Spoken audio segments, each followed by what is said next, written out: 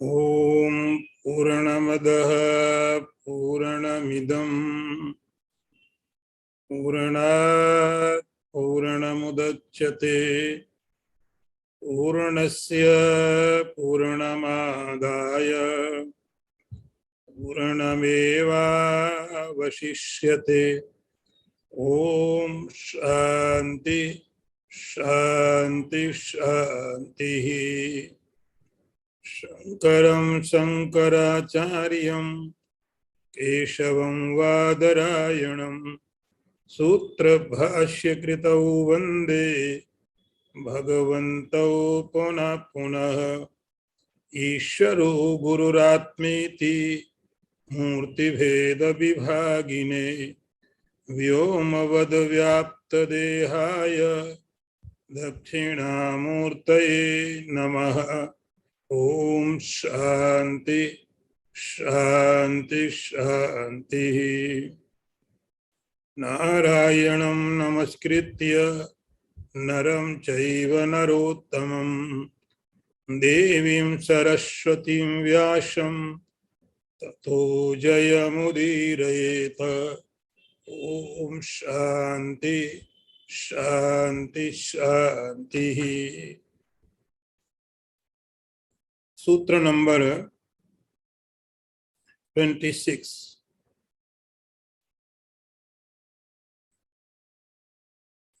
पहले मैं उच्चारण करूंगा, आप लोग उसके पीछे से उच्चारण करिए। फल रूपत्वात् फल रूपत्वात् फल रूपत्वात्। इतना छोटा ये सूत्र है, उसका अर्थ हुआ फल रूप होने के कारण। फल रूप होने से, बस इतना अर्थ हुआ इसका। इस सूत्र के अर्थ को समझने के लिए आपको पीछे का सूत्र याद करना पड़ेगा, जो इसके पहले हुआ था। इसमें नारद जी ने बोला था, सातु कर्म ज्ञान योगेभ्योपि अधिक तरह। इन दोनों सूत्रों को आपको इकट्ठा करना पड़ेगा, तो इसका अर्थ समझ में आएगा। कि नारद जी ने बोला था कि वह जो भक्ति होती है कर्म ज्ञान योग से अधिक है, क्योंकि फल रूप होने के कारण। फल रूप ये हेतु बताया, फल रूपत्वात्। ज्ञान कर्म और योग से भक्ति अधिक तरह। कारण बताओ, उसके लिए कोई हेतु देना पड़ता है। जैसे आप कोई बात कहते हैं, उस बात के कहने को बोला जाता है प्रतिज्ञा। या आप कोई प्रिंसिपल बताना चाहते हैं, तो आप कहते हैं ऐसा है, लेकिन कोई सबूत, कोई हेतु, कोई कारण तो देना पड़ेगा। तो नारद जी ने बोला भक्ति ज्ञान कर्म योग से श्रेष्ठ है, अधिक है। अधिक है क्यों? फल रूपत्व। क्योंकि भक्ति फल रूप, इसलिए अधिक है, ज्ञान से कर्म से और योग से। तो पीछे वाले सूत्र के साथ मिलाकर के आपके सूत्र समझना पड़ेगा। ये भक्ति ज्ञान से अधिक है, कर्म से अधिक है और योग से अधिक है। और भी अध्यात्म के जो भी मार्ग हैं, अध्यात्म के जो भी योग के सहायक मार्ग होते हैं, सांख्य आदि, कर्म के जो सांख्य सहायक मार्ग हैं और ज्ञान के जो सहायक मार्ग हैं, उन सब को आप इन तीन में ही समझ लेंगे। इन तीनों से भक्ति श्रेष्ठ है। अधिकतर शब्द का प्रयोग अधिकतर लिखा है। अधिकतर, ज्यादा। ज्यादा का मतलब थोड़ा यहां को अलग तरीके से समझना पड़ेगा। अब आप ऐसा मत समझना कि भक्ति श्रेष्ठ है तो ज्ञान का कोई मूल्य नहीं बचा, योग का कोई मतलब नहीं बचा, कर्म कांड का कोई अर्थ नहीं रह गया, क्योंकि हमारा माइंड, हमारा मन तुरंत ऐसी चीजों को ग्रहण करता है। यदि छोड़ने की बात आए तो तुरंत अब छोड़ेंगे। भक्ति श्रेष्ठ है किसे? ज्ञान से, कर्म से, योग से, अन्य साधनों से भी। नारद जी ने जिस शब्द का प्रयोग किया वो अधिकतर है, अधिकतर, ज्यादा। जब भी कोई व्यक्ति अध्यात्म में जाता है, कोई भी हो, साधन कोशी को भी अपना है, अधिकतर शब्द को आप समझेंगे तब ये सूत्र समझ में आएगा। जब भी कोई व्यक्ति अध्यात्म में जाता है तो पहली उसकी जो शर्त है, वो चाहे ज्ञान का रास्ता ले, चाहे योग का ले, कर्म कांड है, मीमांसा है, योग है, सांख्य है, और भी दुनिया में बहुत सारे जो धर्म बताए जाते हैं, किसी का भी सहारा ले। लेकिन एक चीज वहां पर जरूर होती है, बहुत पीछे छिपी हुई हो, और उसको आप बोलेंगे कि वह होती है उस व्यक्ति की परमात्मा के प्रति श्रद्धा। मार्ग आपने चुना, मार्ग हो सकता सांख्य का हो, योग का हो, ज्ञान का हो, भक्ति का भी हो। आपने वो मार्ग है, आपका रास्ता है, लेकिन आपका लक्ष्य क्या है? आपका गोल क्या है? अल्टीमेट क्या है? ज्ञान आपका अल्टीमेट योग लक्ष्य नहीं है, योग करना आपका लक्ष्य नहीं है, सांख्य कर्म कांड आप यज्ञ हवन आदि करते हो, ये आपका उद्देश्य नहीं, वो साधन है। उद्देश्य कुछ और है। और उद्देश्य क्या है? जो भी उद्देश्य है अभी बहुत तरह स्पष्ट नहीं है, लेकिन कम से कम इतना तो जरूर है कि वह चैतन्य है। आप सांख्य के द्वारा, योग के द्वारा, ध्यान के द्वारा, प्राणायाम के द्वारा क्या प्राप्त करने की कोशिश करते हो? इतना तो निश्चित है कि आप जड़ पदार्थों को प्राप्त करने की कोशिश नहीं करते। जड़ पदार्थों की प्राप्ति के लिए आप बाहर के काम करो। तो सांख्य से, योग से, किसी भी आध्यात्मिक और हवन से, जप से, मंत्र पाठ, जो भी आप करते हो, उनसे प्राप्त क्या करना चाहते हो? चैतन्य, कॉन्शियसनेस। ये आपकी हर साधक की इच्छा। अब सवाल है कि उस चैतन्य को किसी ने थोड़ा सीमित समझा है, किसी ने पूरा समझा हुआ है। लेकिन कोई भी आध्यात्मिक व्यक्ति, किसी भी साधन में, रास्ते में चलने वाला, वो एक बात जरूर समझ के चलता है, उसे किसकी प्राप्ति करनी? चैतन्य की, कॉन्शियसनेस की, जड़ की नहीं। हर व्यक्ति को उस चैतन्य के प्रति आस्था है, श्रद्धा है। इसी का नाम तो डिवोशन, इसी का नाम तो भक्ति है। आपका परमात्मा में, आत्मा का विधि अंतिम बहुत बड़े विशाल आत्मा में आज आपकी श्रद्धा है तो बहुत अच्छी बात। कम से कम नहीं तो शरीर में रहने वाली आत्मा में तो विश्वास जरूर है। यदि आपका विश्वास सर्वव्यापक आत्मा में है तो बहुत अच्छी बात है।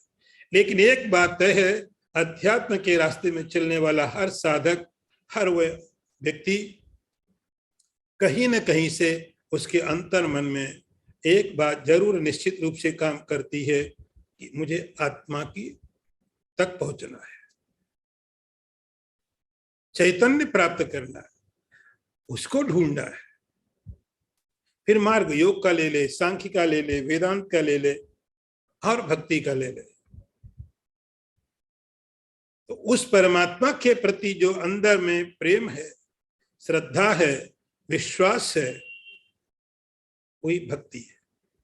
और वो भक्ति सब जगह है। कोई ज्ञानी है, वो भी भक्त है। कोई योगी है, वो भी भक्त है। कोई कर्मकांडी है, वो भी भक्त है। भक्त का मतलब है आप ऐसे तत्व के प्रति भरोसा, ऐसे तत्व के प्रति आपकी श्रद्धा जो अननोन है, मालूम नहीं है, और चैतन्य है। हर वो साधक किसी भी रास्ते से जा रहा हो, उस आत्मा के प्रति समर्पित। अधिक तरह का अर्थ सांख्य योग, कुछ लोग ऐसे होंगे योग करेंगे, भक्ति नहीं करेंगे, अलग अलग रास्तों से जाएंगे, लेकिन भक्ति जो लक्षण बताए गए हैं वो करने को तैयार नहीं है। लेकिन भक्ति सब जगह है। अधिक तरह हर एक साधन के साथ में भक्ति जुड़ी हुई है। फल रूपत्वात्, जब आप योग करते हैं, योग प्रारंभ कहीं से होता है और इसका परिणाम कहीं जाके होता है। यम नियम आसन प्राणायाम से शुरू किया और समाधि तक पहुंचे। तो योग का कुछ हिस्सा होता है वो साध्य होता है और कुछ साधन होता है। ऐसे ही जब आप ज्ञान में जाते हैं तो ज्ञान में भी आप साधन चतुष्टय पहले इकट्ठा करते हैं, फिर आपको आखिरी में जाकर के रियलाइजेशन होता है। क्रम है, चीजें आती है, छूटती हैं, स्टेप्स आप आगे बढ़ते जाते हैं और पीछे की चीजें छूटती जाती है। वो साधन, और जैसे जैसे एक एक साधन आप आगे बढ़ते गए, पीछे के साधन आपके छूटते गए। भक्ति में क्या होता है? फल रूपत्वात्, नारद जी बोलते हैं ये शुरू से भक्ति थी और आखिरी तक भक्ति है, इसमें कुछ छूटता नहीं। साध्य भी वही है, साधन भी वही है। साध्य भी वही है और साधन भी वही है। तो भक्ति ज्ञान में, कर्म में, अलग अलग रास्तों में साधन आप लेते हैं, छोड़ते हैं, वो साधन अब आपके काम के नहीं रह गए। ये ठीक है, आपके अंदर है वो, लेकिन आप आगे बढ़ गए। आपने आसन, यम, नियम, प्राणायाम किया, अब आप समाधि तक पहुंच गए। आपका उद्देश्य अंतिम था, बाकी सब साधन थे। भक्ति में जहां आपने शुरू किया वही आगे रहने वाली है। फल रूपत्वात्, तो भक्ति नारद जी कहते साध्य भी है और साधन भी है, दोनों प्रकार से भक्ति है। इसीलिए अधिकतरा मैं ऐसा समझता हूं सब जगह अधिक है। श्रेष्ठ का अर्थ ऐसा नहीं कि ज्ञान उतना अच्छा नहीं जितनी अच्छी भक्ति है। हम एक कंपैरिजन शुरू कर देते हैं। इसका अर्थ ऐसा नहीं कि योग उतना अच्छा नहीं जितनी अच्छी भक्ति है। हम कंपैरिजन शुरू कर देते हैं। अधिक तरह का अर्थ हुआ कि ज्ञान में भी भक्ति है, योग में भी भक्ति है, कर्म कांड में भी भक्ति है। हर एक धार्मिक व्यक्ति के अंदर में ईश्वर के प्रति भक्ति होती ही है। इसलिए ये भक्ति अधिक तरह सबसे ज्यादा है। अब अगला सूत्र देखिए, मैं उच्चारण करूंगा, आप लोग उसके पीछे से उच्चारण करिए।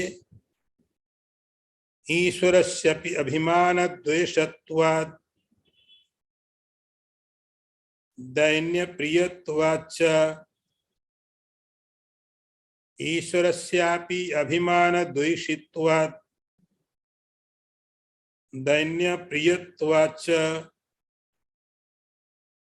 ईश्वरस्यापि अभिमान द्वेषित्वात् दैन्य प्रियत्वाच्च। बहुत ही सुंदर सूत्र है।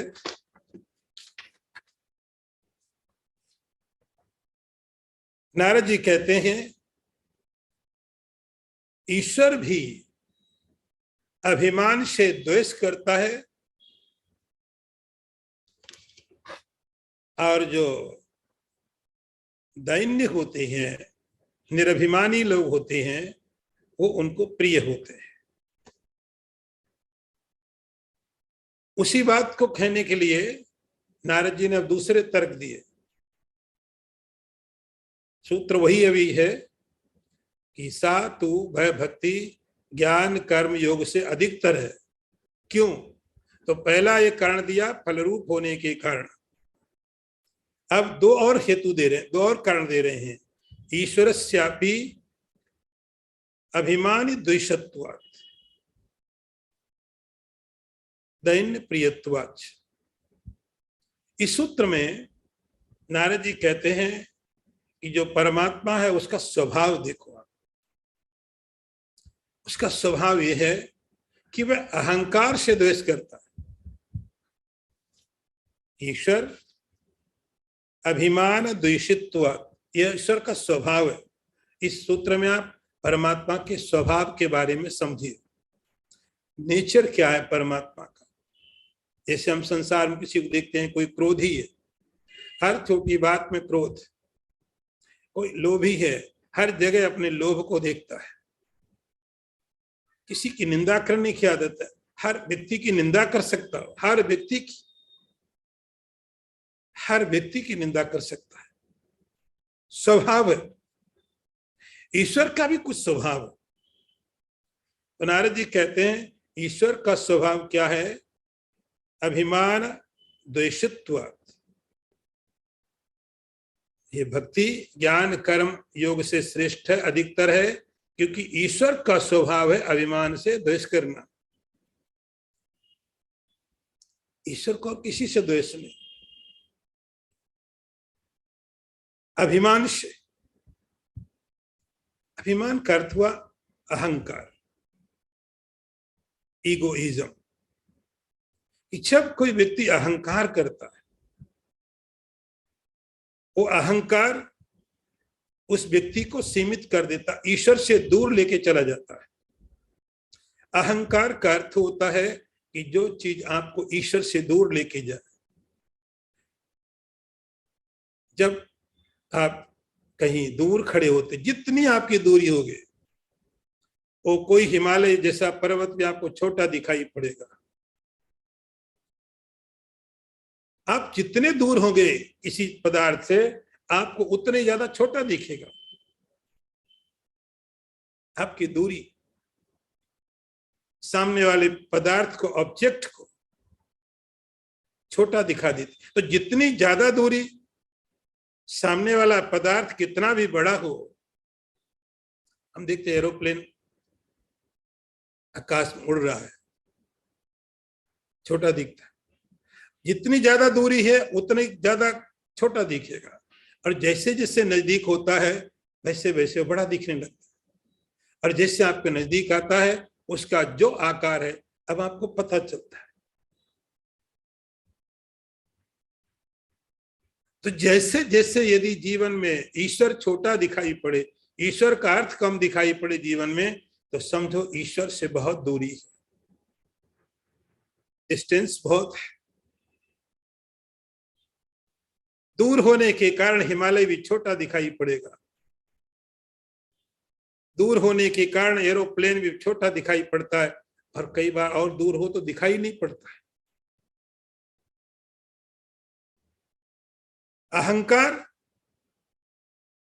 अहंकार यही करता है कि वो अहंकार व्यक्ति को ईश्वर से और दूर करता जाएगा, और दूर करता जाएगा। तो उसको क्या लगता, मैं तो बड़ा हूं, मैं तो महान हूं, मैं बड़ा हूं, एरोप्लेन छोटा है मुझसे बहुत। परिणाम क्या है? क्यों ऐसा आया? अहंकार के, दूरी के कारण। तो जितनी दूरी परमात्मा से होगी उतना ही बड़ा उस व्यक्ति का अहंकार होगा।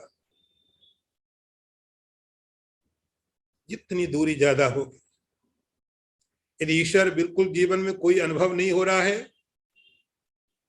ईश्वर की कोई सत्ता नहीं मालूम पड़ रही है, ईश्वर का कोई अस्तित्व नहीं मालूम पड़ रहा है, तो आप ठीक से जरा देखना कि कहीं आपका अहंकार आपको चारों तरफ से घेरे हुए है। आपने कुछ ऐसी बाउंड्री बना ली है।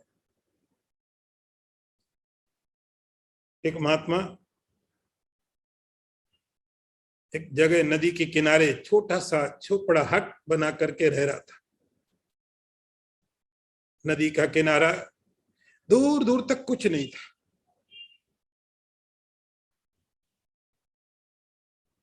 पूर्णमासी की रात, चंद्रमा की रोशनी बहुत अच्छी तरह से बिखरी हुई थी। उसने अपने झोपड़े में जो खिड़की थी, दरवाजे थे, बंद कर दिया, छोटा सा लैंप जला लिया। छोटा सा लैंप उस प्रकाश में बैठा हुआ था।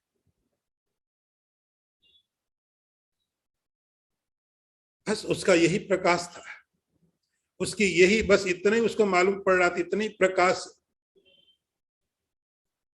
उसमें जो दीपक में तेल था वो खत्म हो गया और उसका जो लौ थी वो बंद हो गई।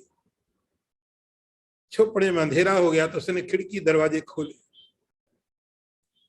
जैसे ही खिड़की दरवाजे खोले, बाहर देखा तो चंद्रमा की क्या सुंदर रोशनी थी। खिड़कियों से, दरवाजों से अंदर आ गई।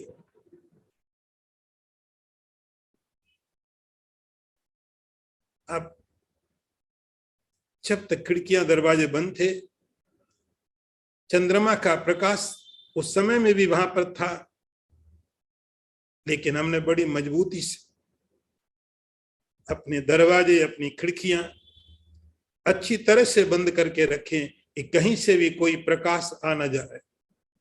और हमने अपना छोटा सा दीपक जला के रखा हुआ है। ईश्वर सर्वव्यापक सब जगह है, लेकिन हमने ऐसी बाउंड्री करके रखी है, ऐसे ठीक से दरवाजे खिड़की बंद किए हैं और छोटा सा अपना अहंकार का दीपक जला लिया, जिसमें बस मैं अपने को ही देख पाता हूं, बस मैं ही दिख रहा हूं। मैं ऐसा हूं, मैं वैसा हूं, मेरे पास ये चीजें है। अहंकार इस प्रकार से बाउंड्री बना देता है, वो ईश्वर भी नहीं तोड़ता है। वो खिड़की दरवाजे आपको ही खोलने पड़ेंगे। चंद्रमा की रोशनी की तरह ईश्वर की कृपा, ईश्वर का अस्तित्व, उसकी सत्ता सब जगह है। लेकिन हमने अच्छी तरह से खिड़कियां दरवाजे अहंकार के बंद कर दिए। केवल मैं दिखाई पड़ता हूं, मैं धनवान हूं, बलवान हूं, मैं ये हूं, मैं वो हूं। चारों तरफ बस मैं ही, उस छोटे से दीपक में। आप कहीं भी घूमिए, केवल आपने कोई देख पाते। वो बाउंड्री साथ साथ में मूव करती। चंद्रलोक में जाओ तो भी वही होगा। मैं अभिमान द्वेषत्वात् ईश्वर, उस लिए अहंकार का द्वेष, अहंकार से द्वेष करता है। ईश्वर अहंकार से द्वेष करता है। ये बाउंड्री तोड़ दो, फिर कोई भेद नहीं बचता है। अभिमान द्वेषत्वात्, जैसे अहंकार टूटा, ईश्वर की कृपा, ईश्वर का प्रेम, ईश्वर का अस्तित्व, ईश्वर की सत्ता सब तुरंत वहां पर अनुभव होने लगती है। नारद बोलते हैं ईश्वर के स्वभाव में पहली चीज अहंकार का द्वेष करता है। ईश्वर द्वेष करता ऐसा नहीं है, आप ईश्वर की तरफ देख ही नहीं पाते। ईश्वर दरवाजे में खड़ा नोक कर रहा है, लेकिन अहंकार के कारण ईश्वर की आवाज भी सुनाई नहीं पड़ती। तो जीव का कल्याण करने के लिए, आप ऐसे कह सकते हो भक्त का कल्याण करने के लिए भगवान हमेशा ही उसके अहंकार का नाश करते। इसलिए ईश्वर हमेशा ही भक्त का अहंकार, इसलिए पुराणों में हजारों हजारों ऐसी कथाएं भरी पड़ी है कि परमात्मा ने समस्त अहंकारियों, जो भक्त, पहले उनका ध्यान भक्त पर रहता है कि जितने भक्त हैं, यदि उनके अंदर कोई अहंकार आया तो ईश्वर का काम है पहले अहंकार को खत्म कर। छोटा सा अहंकार धीरे धीरे बहुत बड़ा आकार ले लेता है, छोटा सा अहंकार बहुत बड़ा रूप ले लेता है। इसलिए भगवान क्या करते हैं, जब भी किसी भक्त के अंदर में, क्योंकि भक्त ऊपर भगवान का अधिकार, भक्त ने ईश्वर को अपने आप को सरेंडर, समर्पित कर दिया, तो जिन्होंने समर्पित नहीं किया है, ईश्वर उनके अहंकार को दूर नहीं करेंगे, उनका अहंकार तो उनके कर्म दूर करेंगे, उनके कर्म। लेकिन भक्त की सहायता करते भगवान, क्योंकि भक्त ने अपने आप को समर्पित कर दिया ईश्वर को। इसलिए कभी भी किसी भक्त के मन में थोड़ा अहंकार पैदा होता है, परमात्मा का ये काम होता है उसका अहंकार मिटाओ, पीड़ा होती है। जब कोई हमारे अहंकार को चोट पहुंचाता है, पीड़ा होती है। लेकिन मालूम भगवान को, ये भक्त को पीड़ा होगी लेकिन पीड़ा से निकल जाएगा और भगवान के असली रूप को पहचान लेगा। लेकिन जो भक्त नहीं है, उसका अहंकार को भगवान तोड़े, वो भगवान को ही छोड़ देगा, अहंकार को नहीं छोड़ेगा। नारद जी बोलते हैं ये भक्ति ज्ञान से, कर्म से, योग से श्रेष्ठ इसलिए है क्योंकि ईश्वर उसकी मदद करने लगते हैं। ईश्वर अभिमान द्वेषित्वात्, परमात्मा अभिमान का द्वेष करता है, अभिमान को समाप्त करता है। अभिमान बीमारी है, जैसे ईश्वर समाप्त करता है इसको, भक्त को आनंद हो जाता है। तो पहला एक पार्ट इसका आपने समझा, ईश्वर अभिमान द्वेषित्वात्, ईश्वर परमात्मा अहंकार का द्वेषी करने वाला है, अहंकार को बर्दाश्त नहीं करता है। दूसरा है दैन्य प्रियत्वाच्छ, ये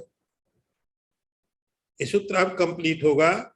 ईश्वर दैन्य प्रियत्वाच्छ, दैन्य प्रियत्वाच्छ का अर्थ है कि जो दीन है। आपने ईश्वर का नाम सुना, दीन बंधु, दीनानाथ, असरण शरण, ऐसे ईश्वर को नाम दिए गए हैं ईश्वर के स्वभाव के कारण। अब इसका अर्थ ये नहीं होता है कि आपको दीन बनना है तो आपके पास कोई आप कुछ मत रखो, आप सब चीजें हटा दो, गरीब हो जाओ, शरीर से कमजोर हो जाओ, असहाय हो जाओ, ऐसा अर्थ नहीं। दैनिक का अर्थ होता है, हो सकता है आप सम्राट, आप सम्राट, आप राज्य के मालिक हो, सारे संसार के पदार्थ तुम्हारे पास हो, तो भी दैन्य है, तो भी दीन है।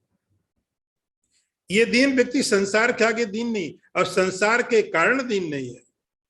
एक तो दीन बात हो जो भिखारी, रहने को घर नहीं है, कपड़े नहीं है, भोजन नहीं है, बीमार है, वो दीन अलग है। उनकी दीनता उनके कर्मों के कारण है, संसार के और भी कारण हो सकते हैं। लेकिन भक्त की दीनता की जो बात है, वो ऑब्जेक्टिव नहीं है। भक्त की दीनता बाहर की दीनता नहीं है कि उसके पास घर नहीं इसलिए दीन हो गया, कपड़े नहीं इसलिए दीन हो गया, बीमार इसलिए दीन हो गया। हेल्पलेस, ऐसा अर्थ नहीं। आप सम्राट हो सकते, अम्बरीश सम्राट, आप सम्राट हो सकते, बहुत धनवान हो सकते, लेकिन ये सब संपत्ति मेरी नहीं है। ये सब संपत्ति परमात्मा ने मुझे दी है। ईश्वर के प्रति जो शरणागत भाव है, तो दीन होने का अर्थ गरीब असहाय वो वाला दीन नहीं है। दैन्य प्रियत्वाचा, भगवान क्या, जब व्यक्ति के अंदर का अहंकार निकल गया, अहंकार को भगवान द्वेष करते हैं। अहंकार विहीन जब कोई व्यक्ति हो गया, फिर इससे कोई मतलब नहीं कि तुम्हारे पास पैसे हैं, संपत्ति है, ऑब्जेक्टिव वर्ड कितना है नहीं है, ये मतलब नहीं है। अंदर से अहंकार निकल गया, बस अहंकार निकल गया, यही दीनता की बात की जा रही है। अहंकार निकल गया, बस अब आगे संपत्ति है या नहीं है, आप कहाँ हैं, उनका कोई मतलब नहीं। भगवान ने वामन का अवतार लिया, बलि से जमीन मांगी 3 पग, भागवत में स्टोरी थी, 3 कदम, 1 2 3, इतनी चाहिए मुझे, तुम प्रॉमिस कर।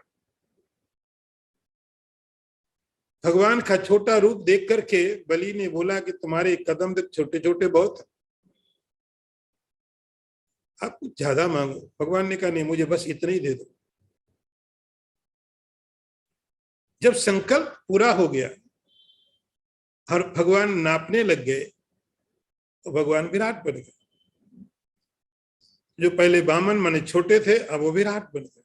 ईश्वर कुछ भी हो सकता है, वामन और विराट। वामन माने छोटा, अणु रणीयान महतो महियान, छोटे से छोटा हो सकता है, बड़े से बड़ा हो सकता है। आप 1-2 किलो वेट कम करना हो तो, या बढ़ाना हो तो एक समस्या। ईश्वर वामन भी है, वही परमात्मा विराट भी है। अणु रणीयान उपनिषद बोलते हैं, छोटे से छोटा है, बड़े से बड़ा है, विराट। भगवान ने एक जमीन नापी, एक 7 लोग नाप लिए, दूसरे में ब्रह्मलोक तक ऊपर के 7 लोगों को नाप लिया। बस इतनी ब्रह्मांड की स्थिति थी। भगवान ने बलि को बोला कि मैंने ये तो कर लिया, एक नीचे के साथ, दूसरा ऊपर के साथ, अब मेरा जो तीसरा पग है, तीसरा वो मैं कहाँ रखूं? तुमने प्रॉमिस किया है, तुम 3 पग मुझे दोगे, 2 में तो पूरा हो गया, तीसरा कहाँ रखूं? बलि ने कहा अभी और जगह है मेरे पास, जो मैं आपको दे सकता हूं। भगवान ने कहा क्या बचा? नीचे के 7 लोक मैंने नाप लिए, ऊपर के 7 लोक नाप लिए, बचा किधर है, कहाँ है? उसने कहा बचा यहाँ है, पदम तीर्थियम पुरशीर्ष में निजम। अपना जो तीसरा पांव है वो मेरे सिर के ऊपर में रखो, क्योंकि सारा अहंकार तो मेरे सिर में भरा हुआ है, ये मेरा है, इनका मैं मालिक हूं, मैं स्वामी हूं। ये सारा अहंकार यहां भरा हुआ है, यहां पर आप इसको नापो, ये अहंकार मेरा नाप लो, अहंकार आप मेरा ले लो, फिर ब्रह्मांड रहे या न रहे उससे कोई मतलब नहीं रह जाता है। पदम तृतीयम कुरशीर्ष में निजम। अपना जो तीसरा पग है उससे आप मेरे अहंकार को नाप लो, अहंकार को खत्म कर दो। ये मेरा है, ये मेरा है, ऐसा जो अहंकार था आप उसको ले लो। बस यहीं से दैन्य की बात की जा रही है। वही व्यक्ति दैन्य है जिसने अपना सारा अहंकार परमात्मा को समर्पित कर दिया। इस दैन्य को आप कभी भी पदार्थों के साथ मत जोड़ना कि दैन्य मतलब वो व्यक्ति दीन होगा, कपड़े नहीं है, भगवान उसको आके कपड़े दे के जाएंगे, दवाई नहीं तो भगवान कुछ मेडिसिन रख के चले जाएंगे, भोजन नहीं तो कहीं कुछ भोजन रखे, वो सब दीनता का लक्षण नहीं है। वो तो आप भी कर सकते हो, कोई भी कर सकता, इसको करने में ज्यादा दिक्कत नहीं, कोई भी कर सकता है। किसी को कपड़े दे देगा, भोजन दे देगा, दवाई दे देगा, घर दे देगा, मकान, बिल्डिंग, प्रॉपर्टी। ईश्वर कहीं इससे ज्यादा करता है। दैन्य प्रियत्वाच, तो नारद जी ने कहा इसलिए भक्ति ज्यादा श्रेष्ठ है। तो दो लक्षण इसमें बताए भगवान के। ईश्वर अहंकार को द्वेष करता है और जो अहंकार विहीन व्यक्ति है उनको प्रेम करता है। ऐसे नारद जी ने दो लक्षण बताए, इसलिए भक्ति ज्ञान कर्म से ज्यादा श्रेष्ठ है। अब अगला सूत्र देखिए, सूत्र नंबर 28। तस्य ज्ञानम एव साधनम इति एके, तस्य ज्ञानम एव साधनम इति एके, तस्य ज्ञानम एव साधनम इति एके।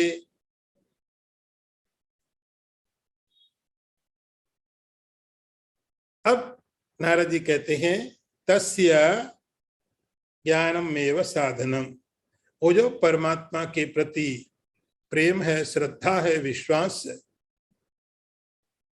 उसका साधन क्या है, प्राप्त कैसे होगी, ये प्रश्न उठा। तो कहते ज्ञानम एव, ज्ञान उसका साधन है, ऐसा एके कुछ लोग कहते हैं। अब प्रश्न ये उठा, ये परमात्मा की जो भक्ति है, परमात्मा के प्रति प्रेम है, इस प्राप्त कैसे किए जाए, इसका साधन क्या है, कैसे प्राप्त करें। मार्केट में जाके, सुपर मार्केट में अब खरीद के ले आओ, कहीं से छीन के ले आओ, जंगल में से ढूंढ के ले आओ, हिमालय में किसी, कहां से लाओ, इसको प्राप्त कैसे किए जाए।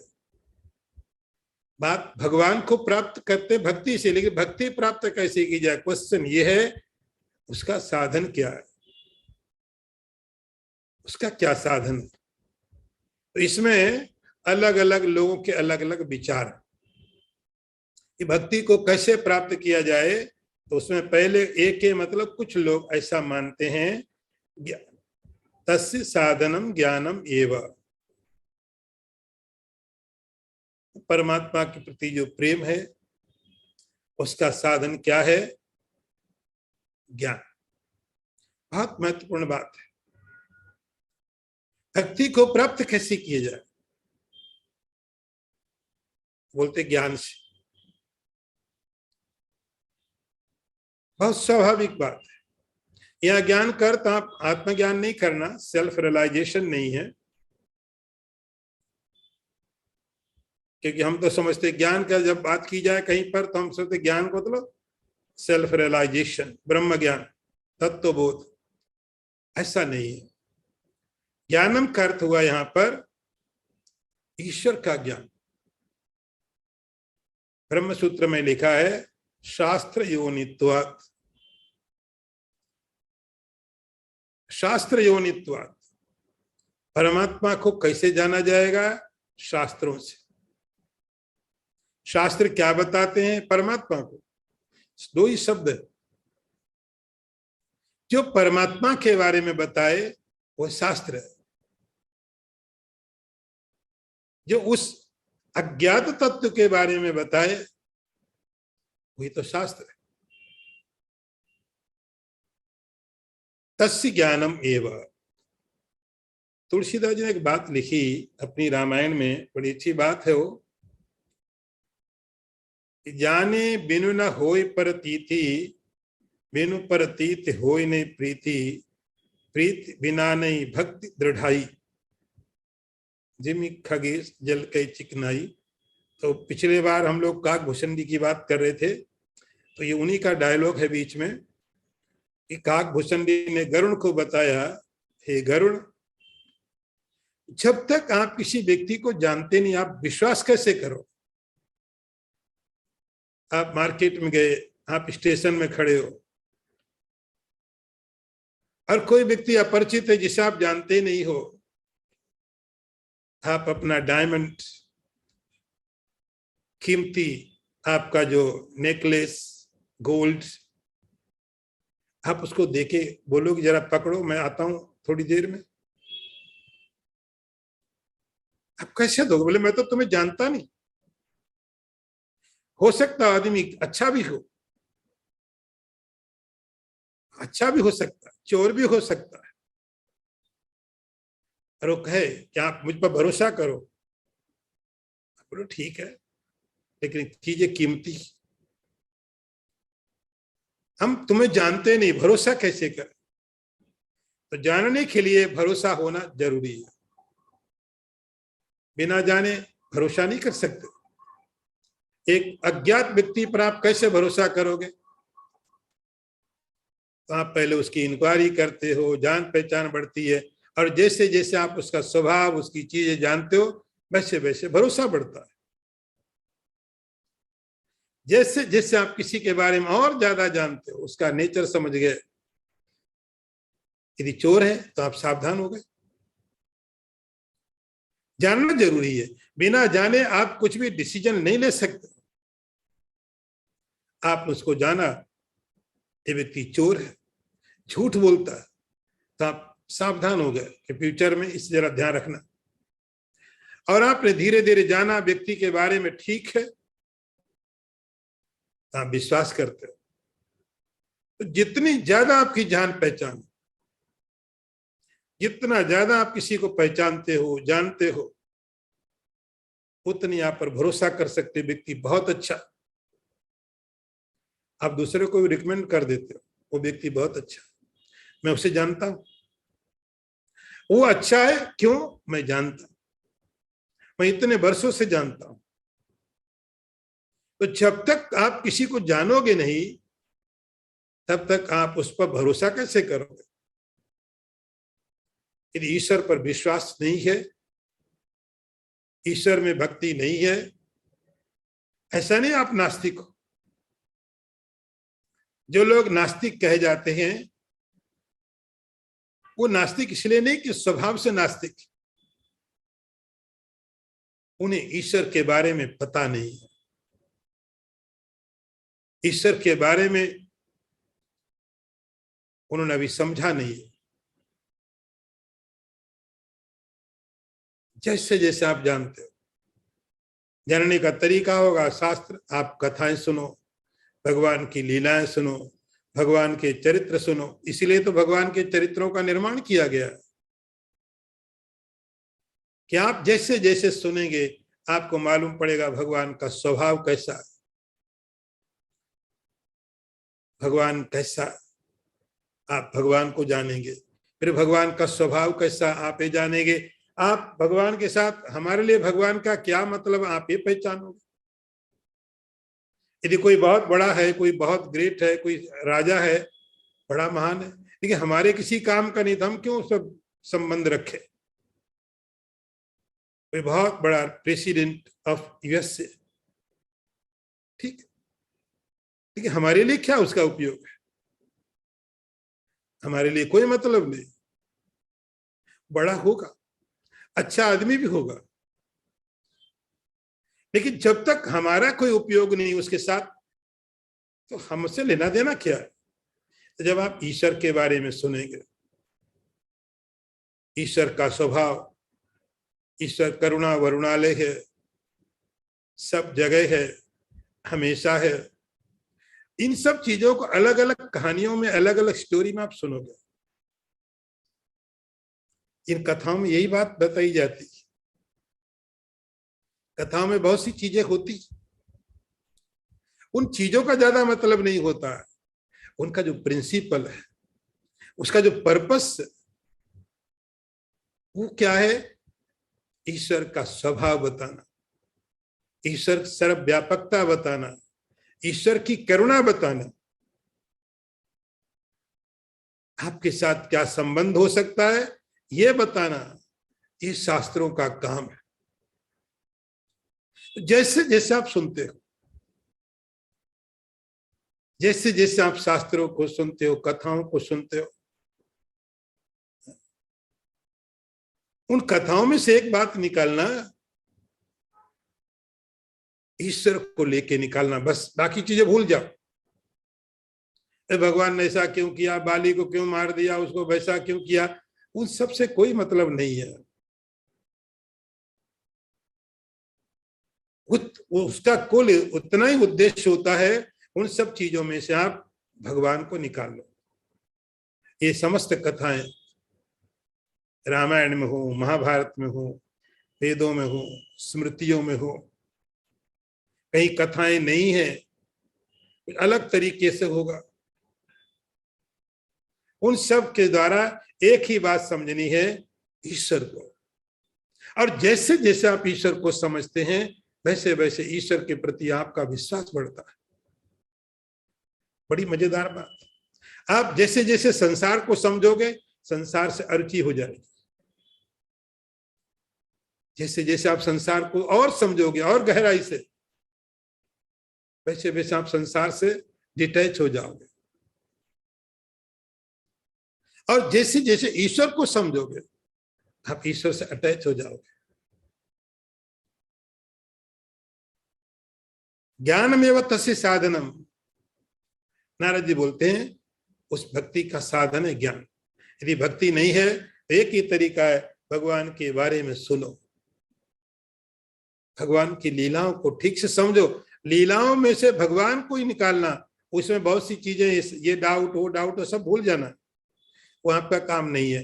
वो तो इसलिए दिया जाता है आप सुन पाओ। सुनाना तो ईश्वर। तुलसीदास जी रामायण लिखने लग गए तो उनको पूछा गया, इस बार उसमें रामायण में लिखा क्या जा रहा है, सब्जेक्ट क्या है तुम्हारे इस ग्रंथ का। तुलसीदास जी ने बड़ी अच्छी बात कही। तुलसीदास ने लिखा, यह मैं आदि मध्य अवसाना प्रभु प्रतिपाद्य राम भगवाना। तुलसीदास जी कहते हैं मैं कुछ भी बोलूं उसका कोई मतलब नहीं है, मतलब है मेरे इस ग्रंथ में शुरू से लेके बीच में और अंत में केवल एक ही बात है, मैं भगवान श्री राम का वर्णन कर रहा हूं। रावण के बारे में ही बताया जाएगा, लंका के बारे में भी बताया जाएगा, सुग्रीव बाली के बारे में बताया जाएगा। वो बताना नहीं है, इसका एक ही उद्देश्य है, इसको प्रारंभ से लेकर के बीच में और अंत तक एक ही बात आपको समझनी है, इसमें हमने भगवान श्री राम का ही वर्णन करना है। रावण का वर्णन करते समय भी राम का ही वर्णन किया जा रहा है। वानरों की बात करते करते राम को ही बताया जा रहा है। तो आप जितना भगवान के चरित्रों को सुनेंगे और भगवान को साथ लेकर के सुनेंगे, नारद जी बोलते हैं तस्य ज्ञानमेव साधनम, हर भक्ति की प्राप्ति हो जाएगी। ईश्वर करुणा वरुणालय है, ईश्वर का स्वभाव ऐसा है। जैसे जैसे आप सुनते रहेंगे वैसे वैसे आपके अंदर में और भक्ति बढ़ती रहेगी, और भक्ति बढ़ती रहेगी। अगला सूत्र भी देखिए, सूत्र नंबर 29, अन्योन्याश्रयत्वम इति अन्ये, अन्योन्याश्रयत्वम इति अन्ये, अन्योन्याश्रयत्वम इति अन्ये। अन्य कुछ लोग, एक और ग्रुप ऑफ स्कूल, कुछ लोग ऐसा कहते हैं कि भक्ति में और ज्ञान में अन्योन्याश्रय है। अन्योन्याश्रय क्या होता है? म्यूचुअल डिपेंडेंस, एक दूसरे पर आधारित म्यूचुअल डिपेंडेंस। नारद जी कहते हैं इसमें कुछ एक ग्रुप ऐसा भी है जो कहते हैं अन्योन्याश्रय, एक दूसरे के आश्रय, एक दूसरे के सहारे पर काम करते, एक दूसरे का सपोर्ट चाहिए, अन्योन्य आश्रय। ये संस्कृत में एक प्रकार का दोष माना जाता है, अन्योन्य आश्रय एक प्रकार का दोष, लेकिन यहां दोष नहीं, यह अच्छा है। नारद जी कहते हैं कि कुछ एक ऐसा ग्रुप है जो कहता है कि भक्ति और ज्ञान दोनों एक दूसरे के आश्रय में रहते, दोनों एक दूसरे का सहारा चाहिए। भक्ति होगी तो ज्ञान होगा, ज्ञान होगा तो भक्ति होगी। ऐसा कि जैसे जैसे आप ईश्वर का ज्ञान होगा आप वैसे वैसे भक्त बनेंगे, और जैसे जैसे भक्त होंगे आप वैसे वैसे ईश्वर को और जान पाएंगे। जैसे जैसे अन्योन्य आश्रय ये ऐसी चीज है कि आप जैसे ईश्वर को और जानते रहेंगे, ज्ञान होगा और सुनने का मन करेगा, और क्या है। और जैसे जैसे आप ईश्वर को जानेंगे वैसे वैसे आप भक्त बनते रहेंगे, भरोसा बढ़ता रहेगा। यहां ज्ञान का मतलब कोई आप सेल्फ रियलाइजेशन मत समझना, ज्ञान का मतलब ईश्वर का ज्ञान। आप ईश्वर की कथाएं सुनोगे, लीलाएं सुनोगे, बस ध्यान ये रहे सुनते समय ईश्वर को ही सुनना, बाकी चीजों का हटाने की क्षमता रखना। सब मिक्स करके उपनिषद शास्त्र देते हैं आपको। यदि आपको शुद्ध शास्त्र चाहिए तो वहां उपनिषद देखो ना। यदि आप डाइजेस्ट कर सकते हो जाओ उपनिषद पढ़ लो, प्योर नॉलेज मिलेगा, शुद्ध परमात्मा की बात की जाएगी। लेकिन वो डाइजेस्ट नहीं होता है। तब उन सिद्धांतों को बताने के लिए ऋषि लोग क्या करते हैं, उन सिद्धांतों को बताने के लिए बहुत सी चीजें उसमें मिला देते हैं। मिला करके आप क्या आगे रखते हैं, आपको सुनने में अच्छा लगता है, पढ़ने में अच्छा लगता है, थोड़ी थोड़ी चीज आपके जैसी है, आपको लगता है ये तो अच्छी बात। ईश्वर भी हमारी तरह, उसका भी घर है, उसकी भी पत्नी है, उसके भी बच्चे, वहां भी झगड़े होते हैं, ये ईश्वर अच्छा है। उसके भी शत्रु है, उसके भी मित्र है, तो थोड़ा सिमिलर लगता है, आपके जैसा ईश्वर है, थोड़ा आसान लगता है, मेरे जैसा ही है तो थोड़ा आसान हो गया। उपनिषद सुनने जाते हैं थोड़ा समझ में नहीं आ पाता है, इसीलिए ऋषि लोग क्या करते हैं, उसी बात को बताने के लिए कुछ चीजें मिला देते हैं, उस स्टोरी बना दिए। और हम गलती क्या करते हैं, स्टोरी में वो चीजें पकड़ लेते हैं जो अनावश्यक होती है। अन्योन्य आश्रयत्वम इति अन्य, जैसे जैसे आप परमात्मा का श्रवण करेंगे वैसे वैसे अंदर में भक्ति बढ़ेगी, और जैसे जैसे भक्ति बढ़ेगी वैसे वैसे आपको सुनने का मन करेगा। नहीं तो कई बार मजबूरी में बैठ गए। आपने सुना नारद जी एक भक्ति का लक्षण था, कथादिषु रागः, ईश्वर की कथाओं में अवराग पैदा होता है। सब कुछ छोड़ो, सुनना है, पढ़ना है, जानना है। तो जैसे जैसे दोनों एक दूसरे के आश्रय है, और जानना है ईश्वर के बारे में, और जानना है कैसा है। तो ईश्वर की कथाएं आपको अपनी तरफ खींचने लगती है। भागवत में लिखा इतर राग विस्मारणम, फिर दूसरी तरफ होश नहीं रहता, कोई शुद्ध नहीं रहती है, सब चीजों की विस्मृति हो सकती है। ईश्वर की कथाएं खींचने लगी। तो भक्त होने के लिए ईश्वर का महात्म्य बोध होना चाहिए, ज्ञान होना चाहिए, और ज्ञान होने के लिए ईश्वर की कथाओं का, ईश्वर के स्वरूप का श्रवण होना चाहिए, भक्ति होनी चाहिए। तो नारद जी बोलते हैं एक ऐसा ग्रुप है जो कहता है भक्ति और ज्ञान एक दूसरे के पूरक, कॉम्प्लीमेंट देते एक दूसरे को। ओम पूर्णमदः पूर्णमिदं पूर्णात् पूर्णमुदच्यते पूर्णस्य पूर्णमादाय पूर्णमेवावशिष्यते। ओम शांति शांति शांति। शंकरं शंकराचार्यं केशवं वादरायणं सूत्रभाष्यकृतौ वन्दे भगवन्तौ पुनः पुनः। ईश्वरो गुरुरात्मेति मूर्तिभेद विभागिने व्योमवद्व्याप्तदेहाय दक्षिणामूर्तये नमः। नारायणं नमस्कृत्य नरं चैव नरोत्तमं देवीं सरस्वतीं व्यासं ततो जयमुदीरयेत। ओम शांति शांति शांति।